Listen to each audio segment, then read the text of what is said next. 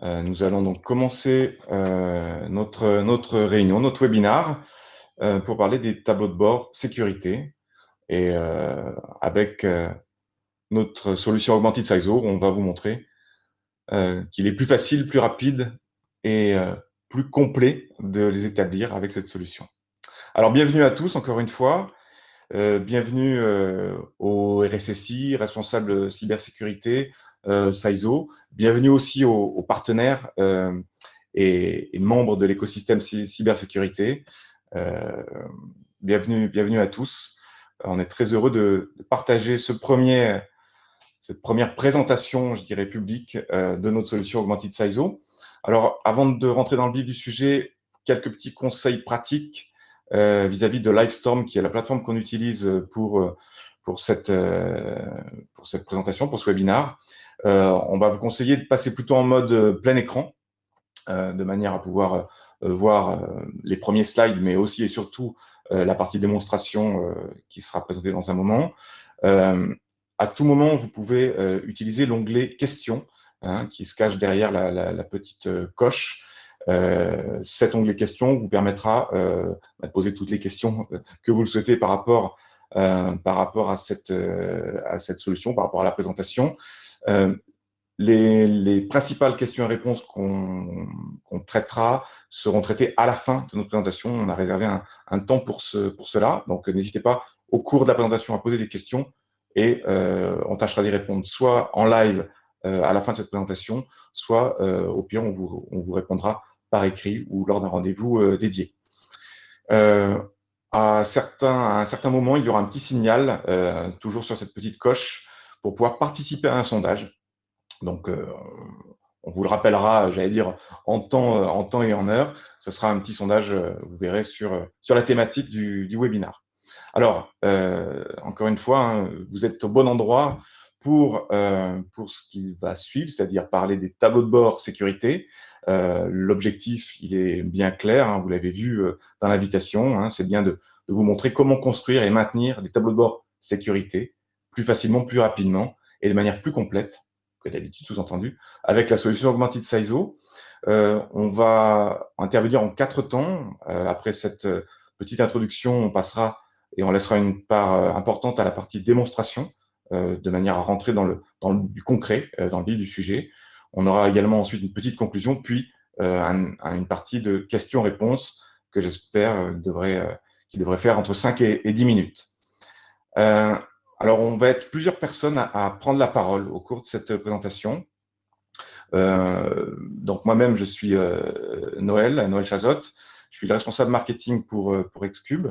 À côté de moi, en respectant globalement la distanciation sociale, je trouve Jocelyn, qui est le product owner de notre solution Augmented Saizo. Un peu plus tard, interviendra Cyril Guillet, qui est le CEO d'Xcube. Et à tout moment se cache derrière la partie sondage et questions-réponses Baptiste, qui pourra donc intervenir à tout moment avec vous par écrit dans l'espace questions. Voilà, donc on peut enchaîner. Je pense que les derniers arrivants ont pu nous rejoindre. Rentrons tout de suite sur le sujet des tableaux de bord sécurité. Donc, les tableaux de bord sécurité, encore une fois, c'est une évidence de dire qu'un tableau de bord sécurité, on en a besoin. Pourquoi? On en a besoin pour gouverner, pour piloter sa politique de sécurité. Alors, pour ancrer les sujets dans des réalités et dans des éléments concrets, on a voulu partir de 2 petites statistiques qui sont remontées par une étude du Césin, qui est sortie là en début d'année. L'une concerne les enjeux de la cybersécurité et l'autre concerne la pénurie de ressources autour de la cyber. Concernant les enjeux, ce qui est intéressant de constater, c'est que 70% des RSSI évoquent la gouvernance comme premier enjeu de la cybersécurité. C'est-à-dire, avant même de parler de la notion de budget ou de la notion de sensibilisation des usagers autour de la sécurité, le premier enjeu qui vient à la tête des RSSI, c'est effectivement la gouvernance. D'où le besoin de savoir dans quel sens on doit aller et comment prendre les bonnes décisions avec les bonnes informations. La deuxième stat concerne la pénurie de ressources. Alors, on sait très bien, effectivement, qu'il y a une pénurie de ressources en cybersécu, mais quand on rentre dans le détail, on se rend compte que la pénurie de ressources en cybersécurité touche en particulier cette notion de pilotage, d'organisation et de gestion des risques de manière générale. Donc, deux petites stats juste pour montrer que cette préoccupation de gouvernance, directement prise avec les tableaux de bord sécurité, est effectivement au cœur des enjeux des organisations aujourd'hui. Toujours dans cette introduction, je voudrais qu'on reprécise un petit peu de quoi on parle quand on parle de notion de tableau de bord sécurité. Il faut évoquer ces 4 grands niveaux qu'on peut avoir en tête.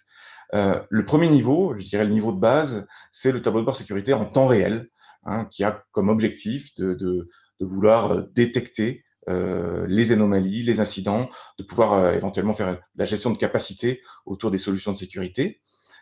C'est destiné aux équipes d'exploitation, au SOC éventuellement, et ça a comme conséquence, je dirais, de pouvoir remonter des alertes, de pouvoir prendre des décisions en temps réel, encore une fois. Au-delà de ce niveau temps réel, il y a 3 grands niveaux de tableau de bord qu'on a l'habitude d'évoquer, hein, qui sont évoqués depuis des années par des organismes comme l'ANSSI ou d'autres, qui sont les niveaux opérationnels, niveau pilotage et niveau stratégique. Ces 3 grands niveaux de tableau de bord ont comme particularité de travailler sur des données qui ne sont plus des données brutes, qui ne sont plus des données qui évoluent forcément en temps réel et au fil de l'eau, mais des données qui ont été retravaillées, voire consolidées, calculées, de manière à pouvoir répondre aux objectifs qu'on a évoqués sur chacun de ces différents tableaux de bord. C'est bien là-dessus, c'est bien sur ces 3 niveaux-là, opérationnel, pilotage et stratégique, que se situe notre solution Augmented SISO qu'on va vous présenter dans un instant. Alors, pour rentrer encore un petit peu plus dans le sujet, parlons de comment on... Et voilà, c'est ce qu'on appelle les aléas du direct, on va dire. Voilà, désolé pour cette interruption de service. C'est des choses qui arrivent même par un webinar bien préparé en amont. Donc, je disais la notion de tableau de bord, donc comment on les réalise, à quelles difficultés on doit faire face pour construire un tableau de bord de sécurité selon les différents niveaux qu'on a évoqués juste avant.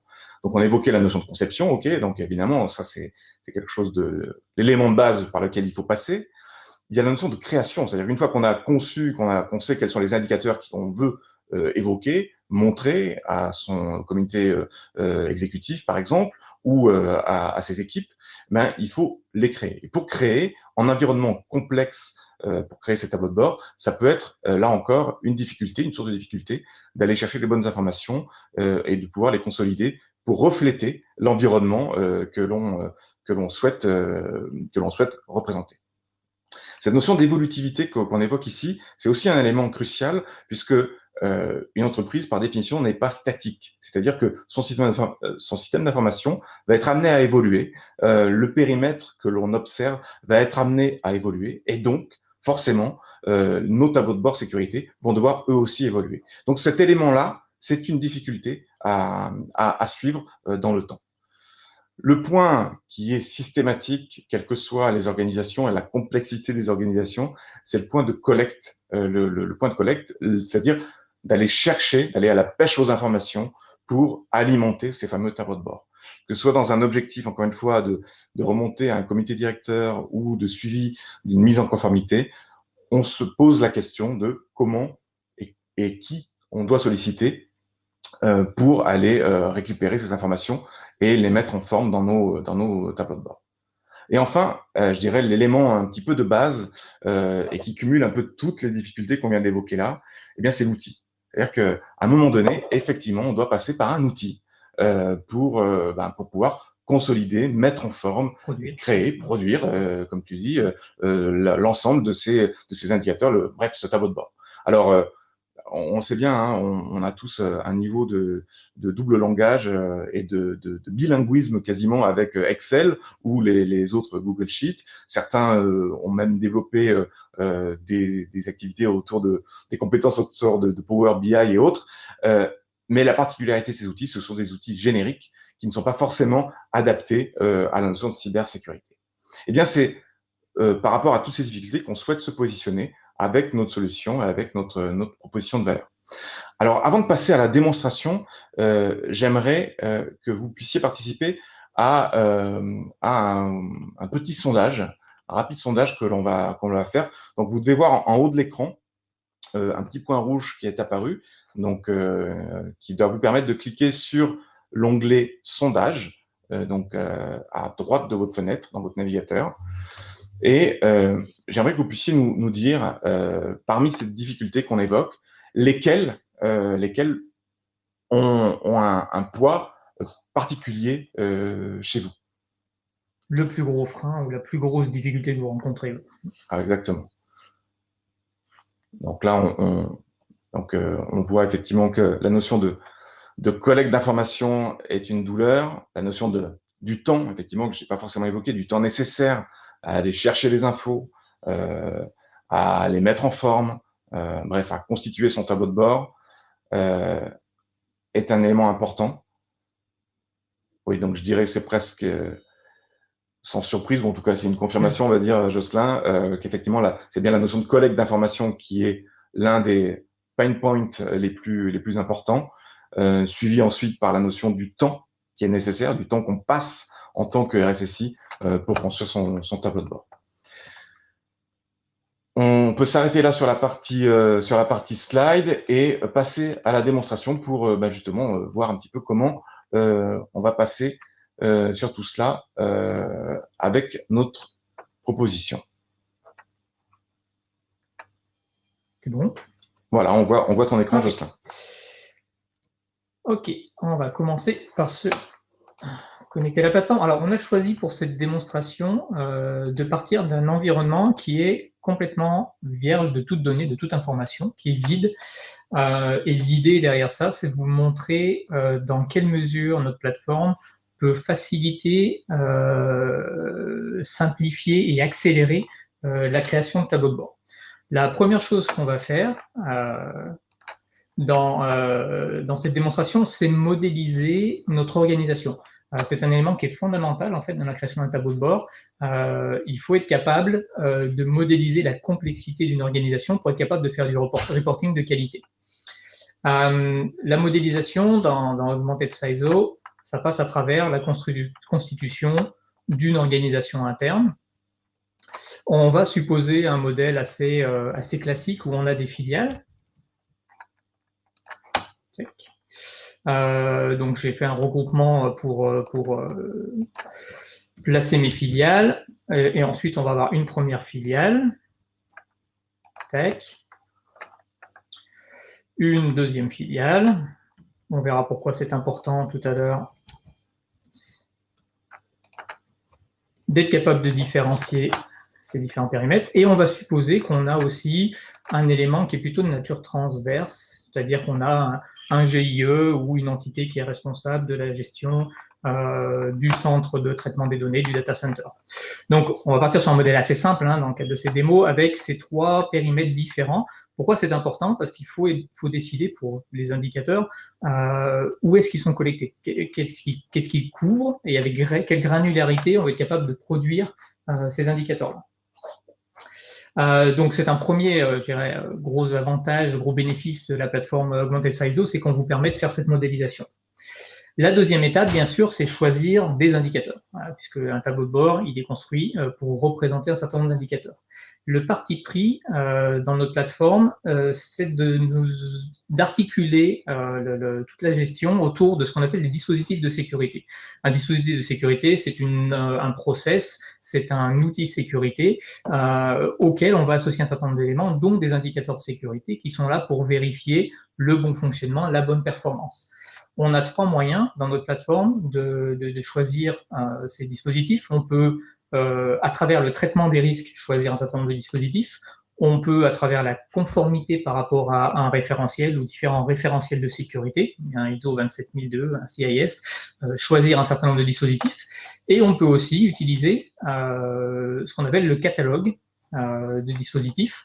La plateforme Augmented SISO a un autre gros avantage, c'est que c'est pas une coquille vide.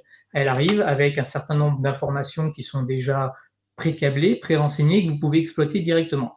Je pense que j'en profite pour dire tout de suite que tout est bien sûr flexible, c'est-à-dire qu'on vous propose des choses, rien n'est imposé, vous êtes libre de taper dans ce catalogue et de choisir ce qui vous intéresse, mais vous pouvez aussi décider de créer vos propres dispositifs, vos propres indicateurs.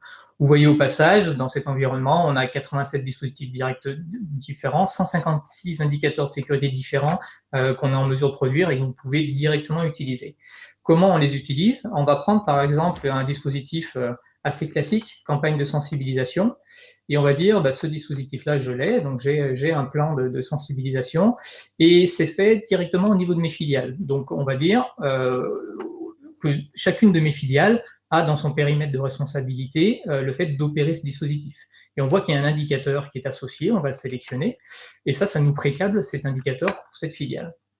On va faire la même chose pour notre deuxième filiale. Donc vous voyez à quel point ça peut être simple et rapide. Et là, on construit tranquillement notre socle de sécurité. On va rajouter des éléments. On va prendre, par exemple, un élément assez technique, centralisation des journaux techniques. Et on va dire ça, c'est réalisé de manière transverse. Donc, on va l'affecter au périmètre transverse. Et on voit qu'ici, on a pas mal d'indicateurs proposés. On va tous les sélectionner. Ça nous permettra de faire des tableaux de bord plus complets. On va continuer en prenant du SOC, donc tout ce qui est détection, voilà, service de détection d'incidents sécurité. Voilà. On va dire que le SOC est opéré de manière transverse aussi. On voit qu'il y a encore une fois un certain nombre d'indicateurs qui sont proposés. Je les sélectionne tous. Je pourrais ne pas les sélectionner, créer mes propres indicateurs. Tout reste flexible. Et on va en prendre encore un ou deux. On va parler management de la sécurité. Oups, je l'orthographe correctement. Donc la partie SMSI, qui elle est opérée en transverse. Hein. Donc on va dire que le SMSI couvre l'intégralité de mes filiales. Et on va prendre, allez, deux petits derniers pour avoir un petit peu quand même de viande pour faire nos tableaux de bord. Des scans de vulnérabilité interne, on va prendre. On va dire ça, c'est réalisé en centrale, donc transverse. Encore une fois, un certain nombre d'indicateurs que je peux sélectionner. Et enfin, on va prendre quelque chose qui est réalisé au niveau de mes filiales, la partie antivirus, donc tout ce qui est protection poste de travail, protection malware poste de travail. Alors, l'antivirus pourrait, par exemple, être géré de manière centrale, mais en différenciant les valeurs par filiale. Donc là, on va les créer par filiale parce qu'on veut collecter, on veut avoir cette granularité dans nos tableaux de bord, de pouvoir avoir les scores soit pour une filiale, soit pour l'autre, soit pour l'ensemble des filiales. Ça, c'est aussi une grosse force de la plateforme. Vous verrez tout à l'heure, en termes de représentation, on est capable finalement d'afficher, de zoomer sur un périmètre spécifique. Donc voilà, on va l'opérer aussi pour notre deuxième filiale, pas l'oublier. Donc là, en faisant ça, on a créé un certain nombre de dispositifs qui ont un certain nombre d'indicateurs associés. On peut voir ces indicateurs tels qu'ils ont été déclinés dans notre contexte de démo. Ils sont tous là. Donc vous pouvez voir au passage, alors on n'a pas encore de valeur, hein, évidemment, vous pouvez voir que les indicateurs sont assez flexibles, ils sont basés sur des formules de calcul qui sont complètement configurables et basés sur la collecte de ces informations-là qu'on appelle des métriques. Et effectivement, c'est là qu'on rentre dans le dur du sujet, qui est, c'est bien beau d'avoir des indicateurs et d'avoir des métriques à collecter. Comment est-ce qu'on fait rentrer dans notre plateforme? Donc, c'est l'étape suivante. Augmented SISO, tout aussi performant et efficace qu'il soit, n'est pas non plus un outil magique. Donc, on ne va pas pouvoir inventer ces valeurs pour vous, évidemment. On propose trois façons pour rentrer ces valeurs dans la plateforme. Un premier mode, c'est un mode API.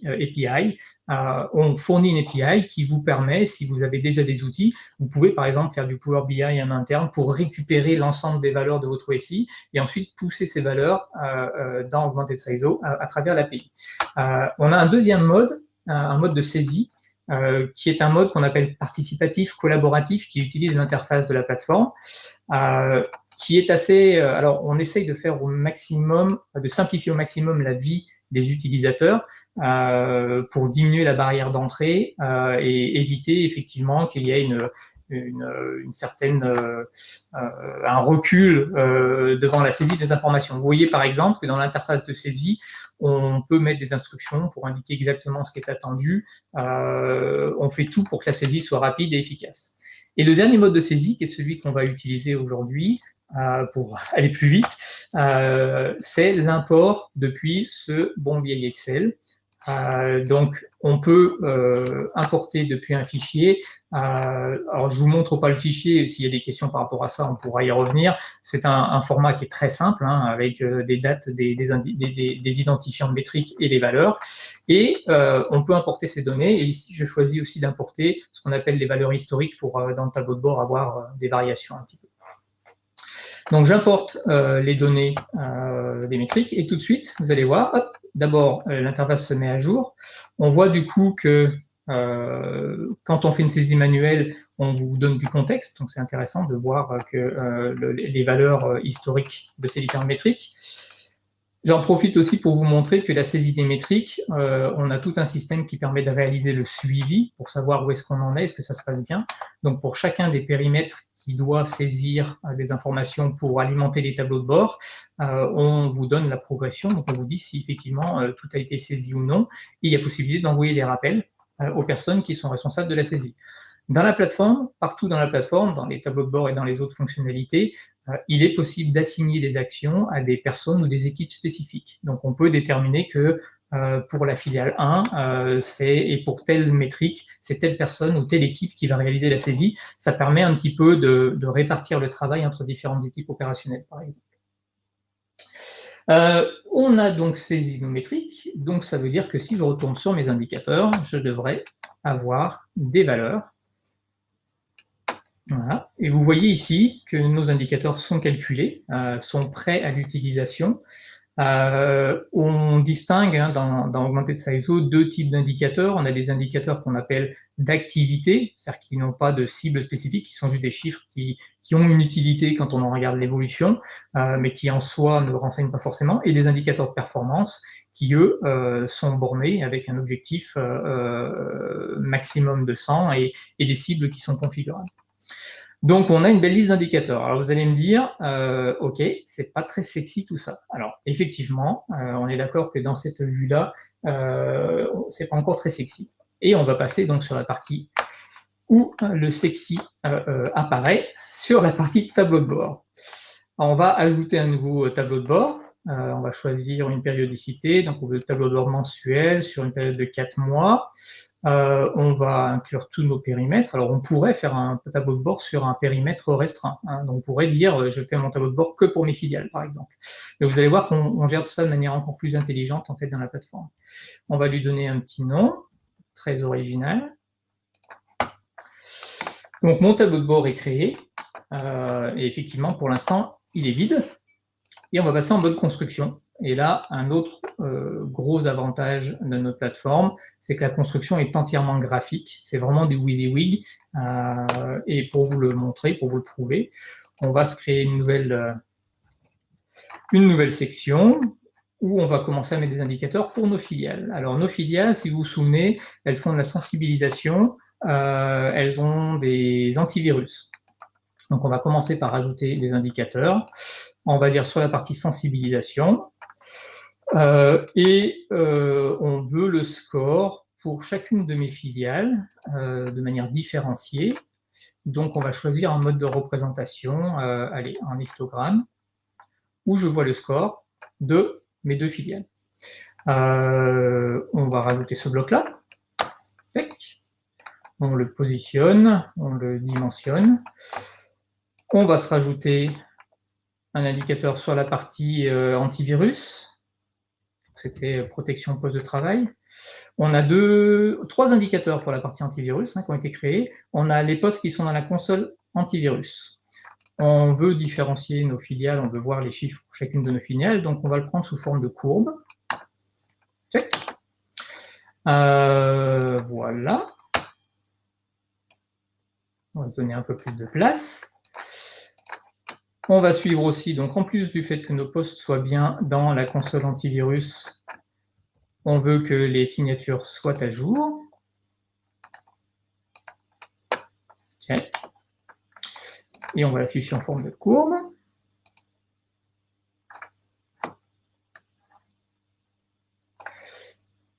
Donc vous remarquez effectivement la facilité avec laquelle on dimensionne et positionne les blocs. Tout est configurable, enfin non, pardon. Beaucoup de choses sont configurables, pas faire non plus faire de la vente mensongère. On a possibilité, par exemple, si vous voulez afficher ou pas la légende, et si vous voulez utiliser des couleurs personnalisées pour vos courbes, vous avez possibilité de faire ça sur les blocs. Pour vous donner une idée effectivement de la flexibilité. Et on va s'ajouter un dernier bloc sur les détections. Donc, je crois qu'il devait s'appeler, c'était quoi? C'est le nombre de postes malware détectés? Where? Les codes malveillants, voilà. Nombre de codes malveillants détectés qu'on va garder sous forme, alors cette fois, vu qu'on veut avoir nos différentes filiales, on va le mettre sous forme d'histogramme empilé, pareil, assez logique. Et voilà, notre dernier bloc. Et il me semble qu'on a traité à peu près tout ce qu'on avait pour nos filiales, sensibilisation, poste de travail. Oui, ça doit être ça. On va s'intéresser maintenant à la partie, donc on va se créer une nouvelle section, parce qu'on a terminé pour les filiales. On va faire un peu de reporting sur notre SMSI quand même, c'est important. Alors, dans la démonstration ici, on vous montre principalement des indicateurs opérationnels, plus sur la partie SMSI, des choses qui sont un peu plus liées au pilotage. On verra tout à l'heure qu'on peut étendre bien sûr l'utilisation de ces tableaux de bord aux parties plus stratégiques. Sur la partie SMSI, qu'est-ce qu'on a comme indicateur? On a la tenue des comités de sécurité ou la publication des politiques de sécu, par exemple. Est-ce que nos politiques de sécurité sont bien publiées? Donc on est à 100%, c'est-à-dire qu'on a tout publié, on est bien. On va se rajouter un indicateur sur la partie tenue des comités de sécurité. Est-ce que les comités de sécurité ont bien lieu comme prévu? Alors, chaque indicateur, vous le voyez peut-être ici, on vous indique la variation par rapport à la période précédente. Les indicateurs peuvent avoir des périodicités différentes. Vous pouvez, dans un tableau de bord, avoir des indicateurs qui sont semestriels, d'autres qui sont trimestriels, d'autres qui sont mensuels, et on gère tout ça de manière assez transparente pour vous. Et les indicateurs peuvent aussi avoir une cible. C'est ce qui, d'ailleurs, conditionne l'affichage qu'on a ici. Et au fait, si vous n'aimez pas avoir un soleil vert, ce qui vous rappelle des mauvais souvenirs, vous pouvez choisir, par exemple, de ne pas utiliser la couleur proposée pour le soleil et d'en mettre une autre. Les couleurs viennent d'échelles qui sont configurables. On pourra vous montrer ça dans une démonstration plus ciblée plus tard. Alors, Jocelyn, pendant que tu parles de soleil vert, je prends une question en même temps là, qui est apparue là dans le chat. Quelqu'un nous demande si on peut obtenir des chiffres d'un projet mené en partie par la filiale 1 et la filiale 2 et les obtenir de manière donc soit différenciée, soit consolidée. C'est-à-dire que si à l'intérieur, si vraiment les deux filiales participent au projet, on n'aura pas d'autre choix, je pense, que de remonter un seul indicateur global de progression pour le projet. On pourrait choisir, alors on peut customiser, on pourrait avoir une progression pour la filiale 1, une progression pour la filiale 2 et avoir un indicateur qui fait la somme de ces deux progressions. Donc ça, c'est possible. On va ajouter une dernière section sur la partie, qu'est-ce qu'on avait? On avait la partie SMSI, la partie SOC, disons, puisqu'on avait un certain nombre d'indicateurs qui portaient sur la détection d'incidents. Détection. Donc la partie centralisation des journaux techniques, par exemple. Donc, vous voyez au passage effectivement l'indication de l'évolution de cet indicateur par rapport à la dernière période. Vous pouvez, qu'est-ce qu'on peut rajouter? Un taux de source qui sont bien collectés. On va mettre un affichage différent. On va prendre par exemple une jauge.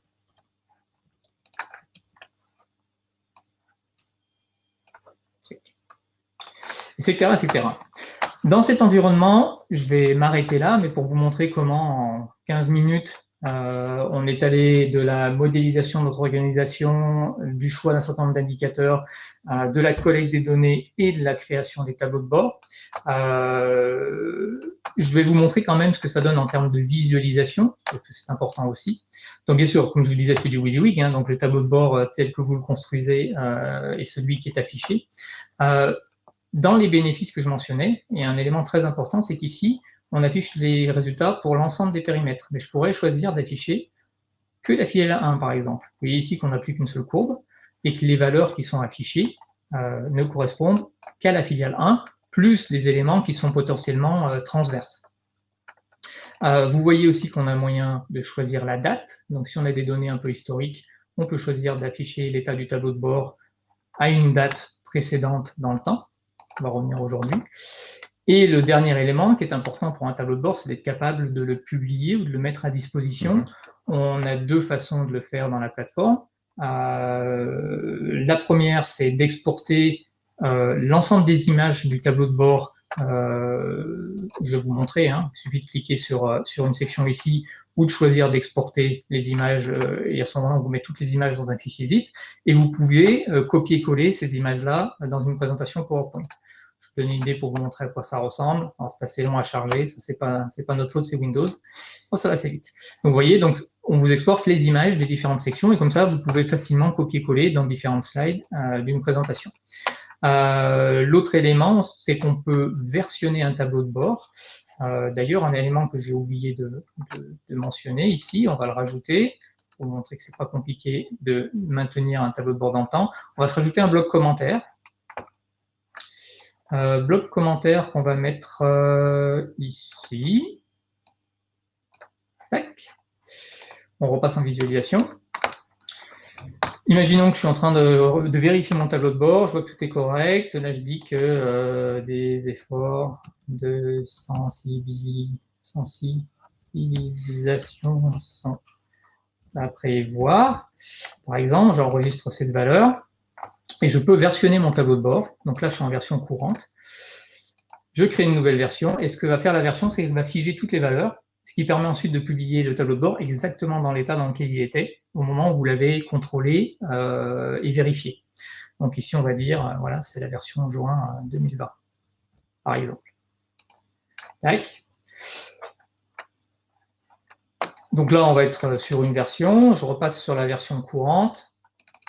J'efface ce commentaire, juste pour vous montrer effectivement qu'on enregistre bien tout. Donc sur la version courante, le commentaire n'est pas là. Si je reviens sur juin 2020, on retrouve notre commentaire. Et donc, une fois que le tableau de bord est versionné, on peut l'exporter et ça se fait à travers effectivement la fourniture d'une URL que vous pouvez transmettre en interne avec une clé qui permet d'accéder pour une période donnée au tableau de bord. Donc voilà pour la partie tableau de bord. Rapidement, si je reviens au cockpit sécurité, ce cockpit sécurité est lui-même un tableau de bord. Donc vous pouvez créer un tableau de bord et choisir de l'afficher sur votre cockpit sécurité. On va voir que c'est le cas dans un autre environnement. Dernière chose que je voulais mentionner, qui est importante, si on revient sur notre vue organisation, on voit que des scores sont apparus sur nos différents périmètres et sur nos regroupements de périmètres. Et ce sont les scores des indicateurs qu'on a rentrés. Et ça, c'est pour vous expliquer que dans la plateforme, tout est maillé. Si vous définissez des indicateurs qui sont associés à des dispositifs, ces scores-là vont remonter pour vos différents périmètres jusqu'au plus haut niveau pour vous donner une vision d'efficacité opérationnelle de vos dispositifs sécurité. Pour vous montrer ce que ça peut donner avec un peu plus de temps et un peu plus de données, on va passer dans un contexte un petit peu plus riche et pour vous montrer aussi que les tableaux de bord ne sont pas limités à des données opérationnelles. Oui, parce qu'il faut rappeler que l'environnement dans lequel on était jusqu'à présent, c'est un environnement que Jocelyn a créé pour les besoins de la démo, en cours de démo. Et donc, pour donner un peu plus de visibilité, on a pris un autre environnement avec des données qui se rapprochent plus de la réalité de cas clients que vous pouvez rencontrer.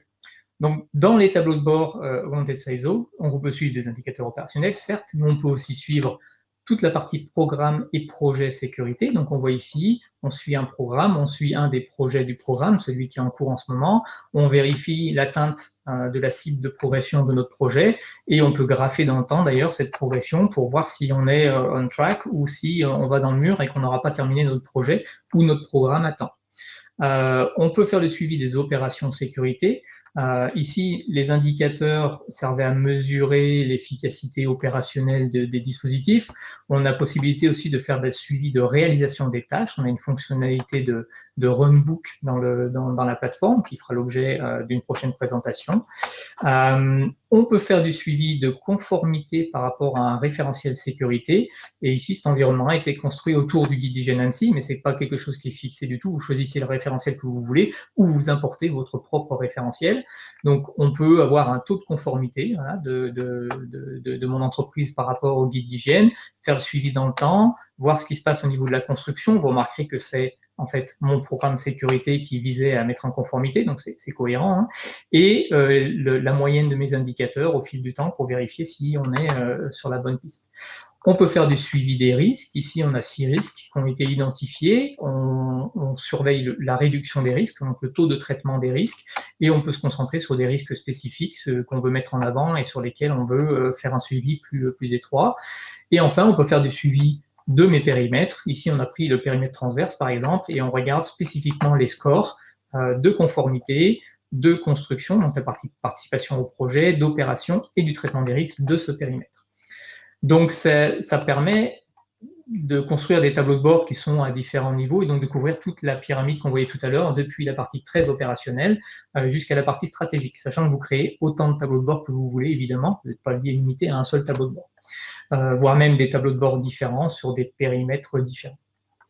Jocelyn, je te coupe un instant pour prendre une question qui est vraiment en lien avec ce que tu nous montres là, c'est savoir est-ce qu'il y a une génération et un envoi automatique des tableaux de bord à date pour effectuer un suivi? Alors aujourd'hui, non. On va vous fournir une URL qui permet de publier. On a choisi de faire ça parce que généralement, les utilisateurs préfèrent envoyer eux-mêmes le mail une fois que avec le système interne, plutôt que ça vienne de la plateforme Augmented CISO. Maintenant, s'il y a un besoin, c'est quelque chose qu'on peut étudier éventuellement pour faire les campagnes d'envoi automatiquement. Ça peut être entièrement automatisé, effectivement. Oui, alors juste pour dévoiler quand même un élément de la roadmap, il y a quand même des choses qui sont prévues en termes de publication et de mise à disposition de certains. La mise à disposition, oui. Et d'ailleurs, on travaille même sur une version mobile, hein, pour vous donner une idée, donc qui permettrait de consulter les tableaux de bord dans une version optimisée pour la visualisation sur un téléphone. La partie envoi automatique des liens pour accéder au tableau de bord n'est pas encore faite, mais c'est quelque chose qu'on peut rajouter dans la roadmap si vraiment il y a un besoin. Dernier élément que je voulais mentionner, on a vu tout à l'heure qu'il y a des scores qui remontaient sur nos différents périmètres. Un autre gros intérêt de la plateforme, hein, c'est de mailler toutes les informations. Les dispositifs de sécurité qu'on a choisi de déployer pour aller chercher les indicateurs associés sont aussi maillés avec différents référentiels de sécurité. Si je prends le guide d'hygiène ici, qui est la base qu'on a utilisée comme, voilà, on va dire, cible de conformité, on voit que ces informations-là sont remontées. Alors, il y a différents scores remontés, on ne va pas passer dans les détails, mais le troisième score que vous voyez ici, est un score lié à la bonne réalisation de tâches sécurité et aux indicateurs de sécurité qui sont associés. Donc tout est maillé dans la plateforme et ça vous permet de remonter des informations et de croiser automatiquement les informations. L'idée, c'est que si vous opérez un antivirus, ça vous met probablement en conformité avec un certain nombre de référentiels, voire ça traite certains risques. Voilà pour la partie démonstration. Je ne sais pas s'il y a des questions spécifiques. Alors, on y reviendra. Il y en a eu quelques-unes, effectivement. Je me suis permis de te poser en cours de démo. Peut-être, juste pour conclure cette séquence de démo, peux-tu revenir un instant sur la partie collecte de données? Parce qu'effectivement, comme on l'avait vu dans le sondage, c'était un des points, une de vos inquiétudes très, très concrètes. Donc, revenir sur les trois modes de collecte qui existent aujourd'hui. Hein. Donc, ce mode-ci, qui est ce qu'on appelle le mode collaboratif, qui vous permet effectivement de passer à travers les différentes métriques qui sont remontées avec une interface qui simplifie au maximum. On vous présente, on vous met automatiquement sur les premières qui ne sont pas encore remontées, etc. On vous présente l'historique, voir une documentation pour chacune pour savoir ce qui est attendu. Le mode import Excel, donc vous préparez un fichier Excel. Oui, que tu as utilisé là tout à l'heure. Je vais vous montrer à quoi ressemblent les fichiers Excel. Il n'y a pas de secret, sachant qu'en plus les templates sont disponibles dans la plateforme. Voilà, un fichier Excel de collecte pour une filiale, c'est aussi simple que ça. On a les dates, on a les identifiants des métriques qui sont nécessaires, on met les valeurs dans les cases, on importe et c'est terminé. Et le troisième mode, qui est le mode API, où on a une API REST basée sur une clé d'accès qui vous permet de pousser automatiquement des données dans la plateforme. Donc, c'est les trois modes de saisie qu'on supporte aujourd'hui. On a dans notre roadmap l'étude d'intégration avec certains systèmes internes. On pense par exemple à essayer de s'intégrer avec du Active Directory pour aller chercher des métriques sur des nombres d'utilisateurs, sur des nombres de postes, des choses comme ça. C'est pas encore là aujourd'hui, c'est quelque chose qu'on étudie. Ok, dernière question, et puis après il va falloir qu'on enchaîne. Sur la partie risque, on a eu plusieurs questions concernant les indicateurs liés au risque identifié. Peut-être peux-tu passer rapidement sur la vue risque? Très rapidement, la vue risque. Parce que c'est évidemment un élément important. Donc l'approche risque qu'on a dans la plateforme, c'est que pour traiter des risques, on déploie des dispositifs. Donc, pour traiter un risque comme CryptoLocker, on a un certain nombre de dispositifs qui sont proposés. Donc, pour éviter d'avoir une infection CryptoLocker, il faut protéger les postes de travail, il faut enlever les droits d'admin, il faut protéger la navigation web, etc., etc. Okay. Donc, on a un certain nombre de choses qui sont proposées. Et ici, on voit, par exemple, dans ce contexte-là, qu'on opère déjà ces 4 premiers dispositifs et qu'on est en train de construire la sauvegarde des données. On aurait peut-être dû commencer par la sauvegarde, mais c'est un environnement de démo. Ouais. À chacun de ces dispositifs est associé un taux de réduction de risque. Et donc, ça nous permet d'avoir, sur ce risque-là, de savoir où est-ce qu'on en est en termes de progression de réduction de risque, sachant qu'on a un niveau initial et un niveau minimum du risque au-dessous duquel on ne descendra pas. Donc, c'est la façon dont on traite les risques. Donc, ce n'est pas un outil d'analyse de risque, hein, mais une fois que l'analyse de risque a été faite, l'idée, c'est de rentrer les risques dans la plateforme pour les traiter. OK. OK, parfait. On va en rester là pour cette partie démo pour l'instant. Je voulais encore vous donner quelques messages. Alors, je pense qu'il faut que tu coupes ton partage temporairement, quitte à la reprendre pour la partie question. Voilà, parfait. Donc, pour finir, donc, et pour essayer de conclure un petit peu sur cette démonstration, avant de reprendre encore quelques questions dans quelques minutes. Vous avez vu, on a balayé un certain nombre et on a essayé d'apporter un certain nombre de réponses tout à fait concrètes avec Augmented Sizeau. J'espère que vous avez eu l'occasion de voir au cours de la démonstration que, effectivement, avec Augmented Sizeau, c'était plus facile. Je vous rappelle que la première partie de la démonstration réalisée par Jocelyn a été de démarrer de zéro. Donc, on a vraiment créé des indicateurs et on a pu les configurer en live en utilisant ce qui était déjà préconfiguré, puis ensuite en insérant des valeurs. Vous avez pu voir donc que c'était donc relativement rapide, hein, puisqu'on l'a fait encore une fois en quelques dizaines de minutes. Et effectivement, c'est très complet puisque chaque indicateur est lui-même préconfiguré, lié à un référentiel, lié à des dispositifs. Donc, on est vraiment dans quelque chose de très opérationnel.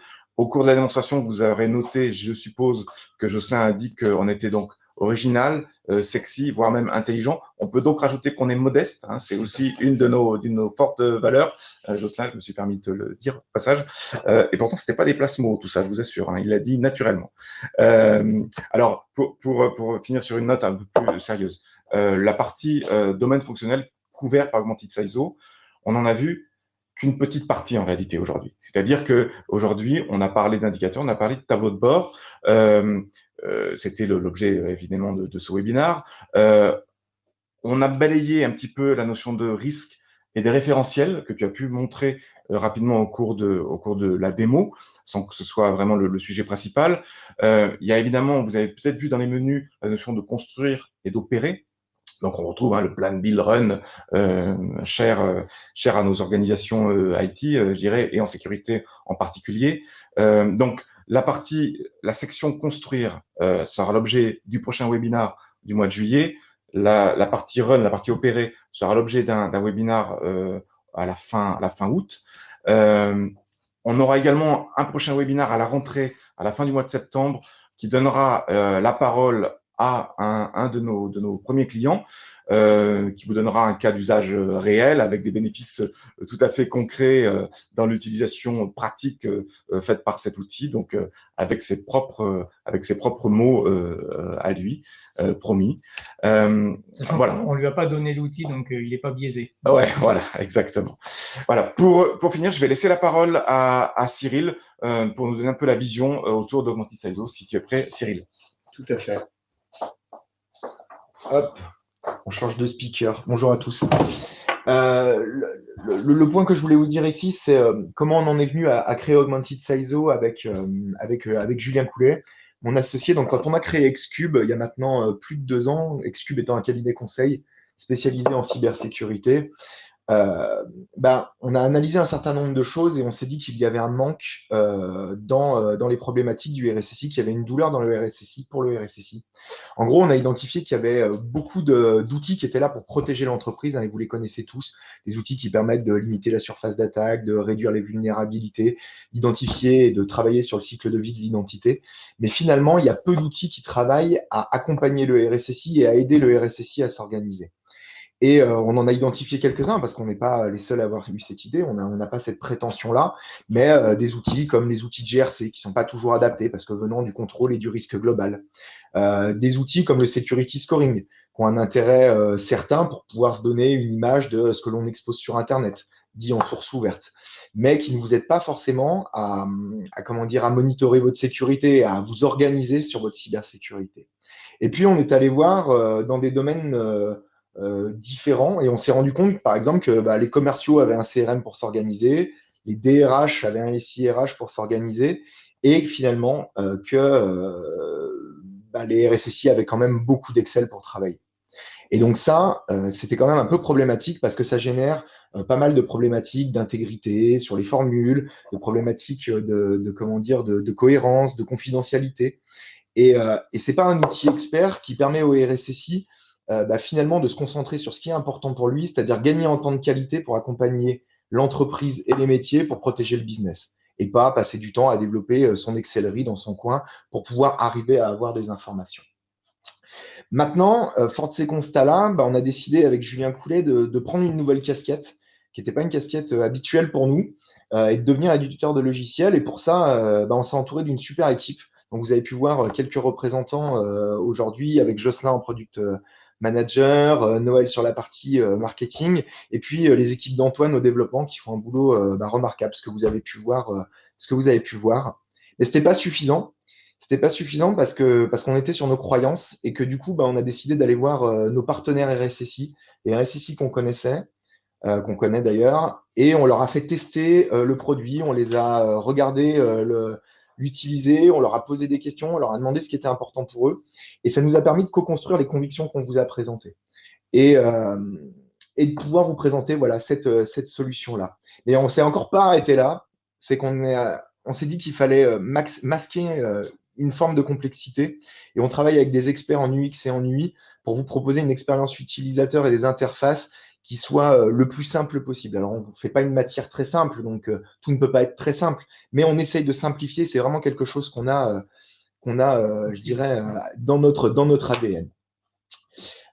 Maintenant, ça nous a permis de co-construire avec nos partenaires RSSI et comme on vous l'a dit, une personne viendra faire un témoignage au mois de septembre, de co-construire les 3 grands bénéfices de notre solution que sont l'efficacité, vous redonner du temps de qualité, vous permettre de gagner du temps, la visibilité pour pouvoir prendre les bonnes décisions, factualiser beaucoup plus ces prises de décision, et enfin la cohérence. Et la cohérence, c'est ce que Jocelyn vous a montré tout à l'heure, c'est qu'aujourd'hui dans notre solution, un indicateur opérationnel qui serait mauvais, on vous montre directement l'impact qu'il a sur un risque.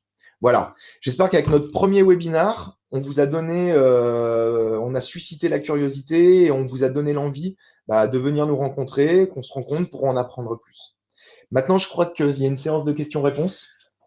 Exactement. Alors, en fonction des questions qui sont apparues en cours de session, on peut en aborder certaines. Alors, j'ai essayé d'en poser quelques-unes au fur et à mesure. S'il y en a certaines que tu souhaites traiter maintenant en live, ça peut être, par exemple, au niveau de on peut revenir peut-être sur la collecte pour être sûr effectivement que les gens aient bien en tête les modes. Tu peux nous rappeler du coup, Jocelyn, comment la collecte est réalisée dans la plateforme sur la partie données, alimentation de données? On a déjà fait en live, mais oui, les 3 modes de collecte, oui, je les rappelle. Hein. L'API, API, qui permet de transmettre de manière programmatique, on va dire, donc sur la base de scripts que vous auriez dans votre SI qui collectent des données et qui ensuite les poussent de façon un petit peu automatisée. L'import via des fichiers Excel. On peut importer depuis des fichiers multiples ou un seul gros fichier avec plusieurs tables. Je vous avais montré un exemple tout à l'heure de ce à quoi ça ressemblait.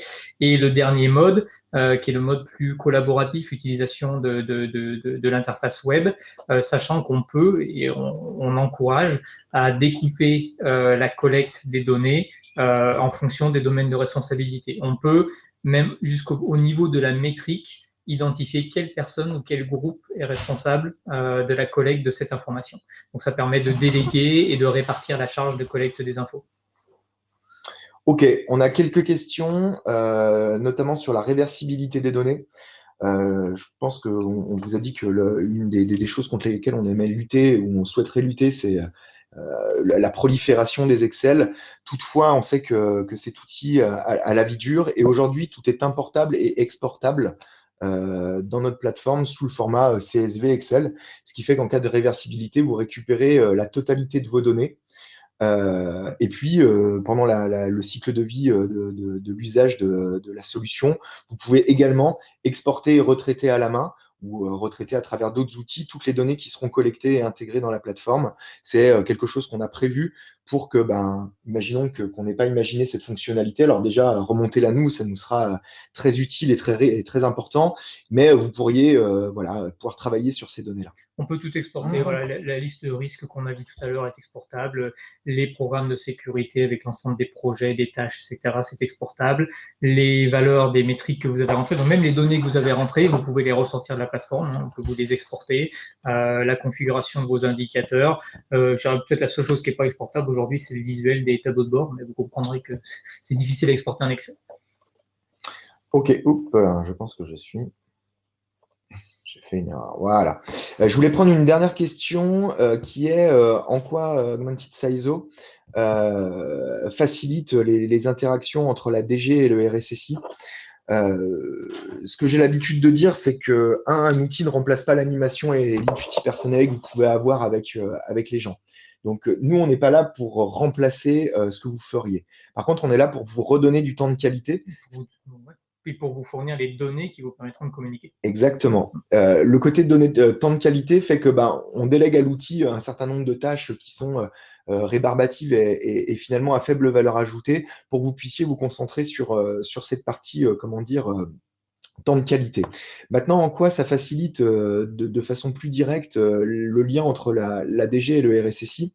Ça facilite la création des tableaux de bord à destination de la direction générale, notamment avec cette capacité à pouvoir monter la couverture du risque en temps réel et de dire, voilà, sur ce mois-ci, on couvre le risque à ce niveau-là avec les moyens qu'on a engagés et de pouvoir finalement fournir à la direction générale des informations qui l'intéressent. On sait tous que fournir le nombre de serveurs patchés à une direction générale n'a pas vraiment d'intérêt pour elle. Par contre, lui dire à quel point on couvre des risques, comme un risque qui peut être, je dirais, à la mode, même si ce n'est pas le bon terme en ce moment, les crypto-lockers, savoir comment on le couvre à date et on le couvre de façon dynamique a un vrai intérêt.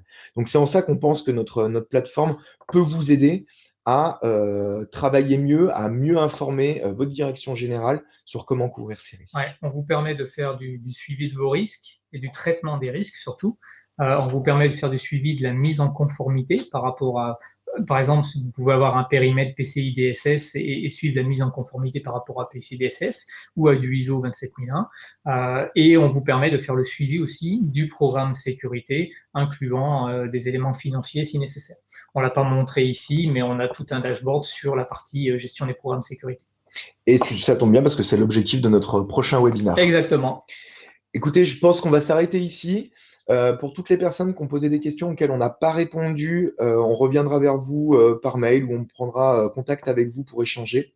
On voulait vous remercier pour votre présence. C'est un moment super important pour nous. C'était notre premier webinaire. Voilà. Merci à vous et puis à très bientôt. Au revoir. Merci, au revoir. Au revoir.